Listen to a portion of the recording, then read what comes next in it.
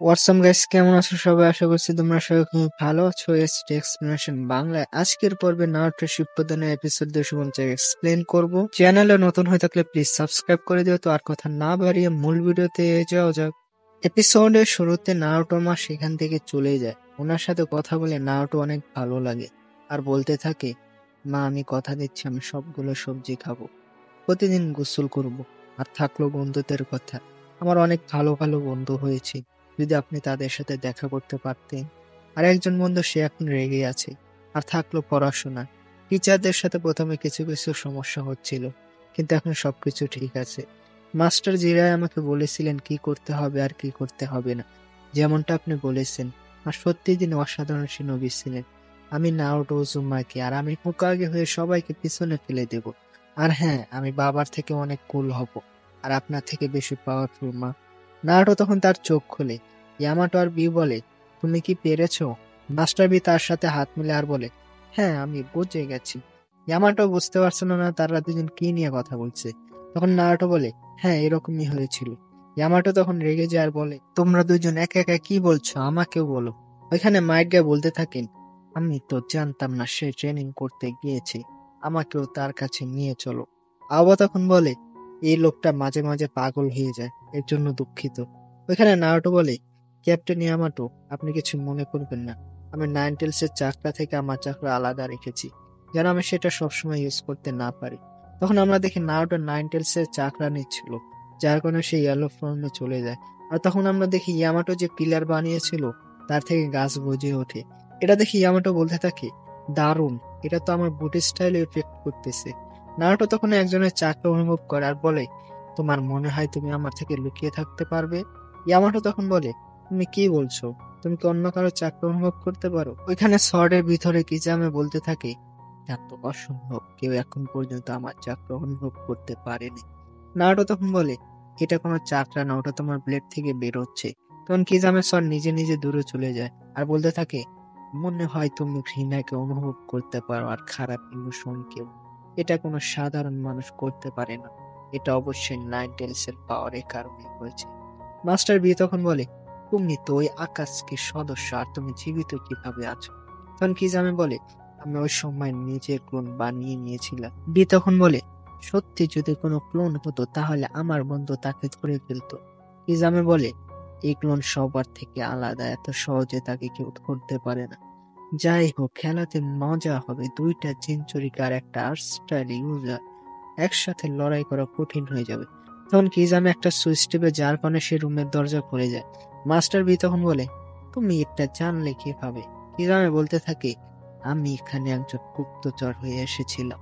কিজামে তখন পালানোর চেষ্টা করে। নারুটো তখন বুলেটের গতিতে তার উপরে অ্যাটাক করে দেয়। এটা দেখে বি বলতে থাকে, এটা তো টেলিপোর্টেশন জুটসু, একদম এলো ফ্ল্যাশের মতো। কিজামে তখন বলে, এত ফাস্ট এটা কিভাবে সম্ভব? তখন কিজামে সেখান থেকে কোনোভাবে পালিয়ে যায়, কারণ নারুটো এত পাওয়ার কন্ট্রোল করতে না পারে, তার পা দেওয়ালে আটকে যায়। ইয়ামাটো তখন বলে, মাস্টার বি আপনি তার পিছনে যান, আমি নারুটোকে সারাচ্ছি। বাইরে মতোই বলতে থাকে, তোমার আসল চরিত্র দেখা যাবে এখানে বসে ফোকাস করলে। নারুটো তার ঘৃণাকে হারিয়ে দিয়েছে। আওবা তখন বলে, গায়ে ট্রাই করতে চাও নাকি, ভয় পেয়ে গেলে? গায়ে তখন বলে, তোমার সত্যি মনে হচ্ছে আমি ভয় পাচ্ছি? তখন মাইট গায়ে সেখানে বসে ফোকাস করতে থাকে। তখন তার ভিতর থেকে কিজামে বাইরে আসে। মাইট গায়ে মনে করে এটা তার আসল চরিত্র। তখন সে বলতে থাকে, আমার আসল চেহারা এত খারাপ, আমি তোমাকে শেষ করে দেব। তখন আওবা ঘাবড়ে যায় আর বলে, গায়ে এটা তোমার আসল চরিত্র না। কিন্তু গায়ে তার কথা শুনে না, তাকে একটা লাথি মারে, যার কারণে সে পাথরের ভিতরে চলে যায়। তখন ওইখানে মাস্টার বি চলে আসে। আওবা তখন বলে, গায়ে ভালো করে দেখো, সেটা তুমি না। গায়ে কিজামাকে দেখে আর বলতে থাকে, আমি তো তাকে কোথাও দেখেছি, এটা তো মনে হচ্ছে একটা পাফার ফিশ। তখন আওয়া বলে, সত্যি এটা পাফার ফিশ? এটা তো খেতে অনেক টেস্টি হবে। চিন্তা করো গাইস, আজকে সদস্যদের কি দিন এসে গেল, তারকে খাবার বানিয়ে ফেলছে।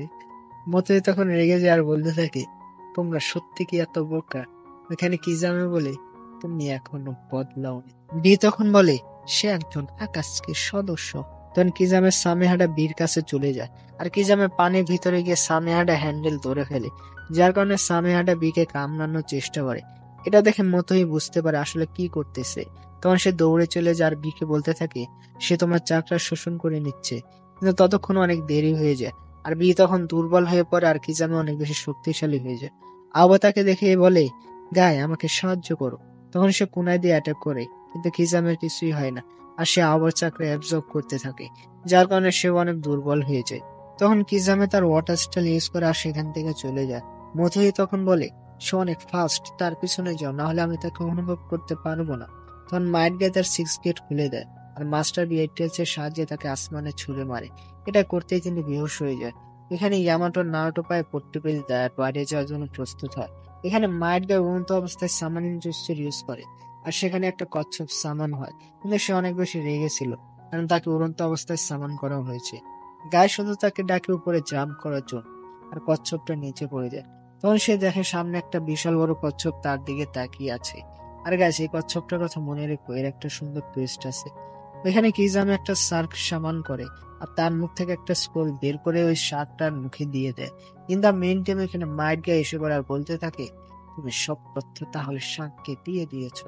কিজামে তখন ওয়াটার স্টাইল জুৎসু ইউজ করে অ্যাটাক করে দেয়। মাইট গায়ে তখন তার জুৎসু দিয়ে অ্যাটাক করে দেয়, কিন্তু তিনি বুঝতে পারছিল না আসল শার্ক কোনটা যার কাছে স্ক্রোলটা আছে। কিছু বুঝতে না পারে তিনি পানির ভিতরে 7 গেট খুলে দেন। এটা দেখে কিজামে বলে, তুমি সত্যি অসাধারণ। গায়ে তখন বলে, আমার এই জুৎসু হয়তো কেউ দেখেছে। কিজামে তখন বলে, তাহলে তুমি তোমার চাকরা দিয়ে পানি কেটে ফেলতেছো, তাহলে এটা না। তখন দুজনে অ্যাটাক করে দেয়, কিজামের শার্ক দিয়ে আর মাইট গায়ে টাইগার দিয়ে। কিজামের মনে হচ্ছিল সে মাইট গায়ে চাকরা অ্যাবসর্ব করছে, কিন্তু এমনটা হয় না। মাইট গায়ের এত বেশি চাকরা থাকে যে কিজামে সেগুলো কন্ট্রোল করতে পারে না আর তার সব শার্ক অদৃশ্য হয়ে যায়। আর এখানে এই এপিসোড শেষ হয়ে যায়। আশা করছি গাইস তোমাদের ভিডিওটা ভালো লাগছে। যদি ভিডিও ভালো লাগে একটা করে লাইক করে দিও, আর চ্যানেলে নতুন হয়ে থাকলে প্লিজ সাবস্ক্রাইব করে দিও। তো দেখা হচ্ছে পরবর্তী এপিসোডে। ততক্ষণ পর্যন্ত সবাই ভালো থেকো, সুস্থ থেকো। আসসালামু আলাইকুম, আল্লাহ হাফেজ।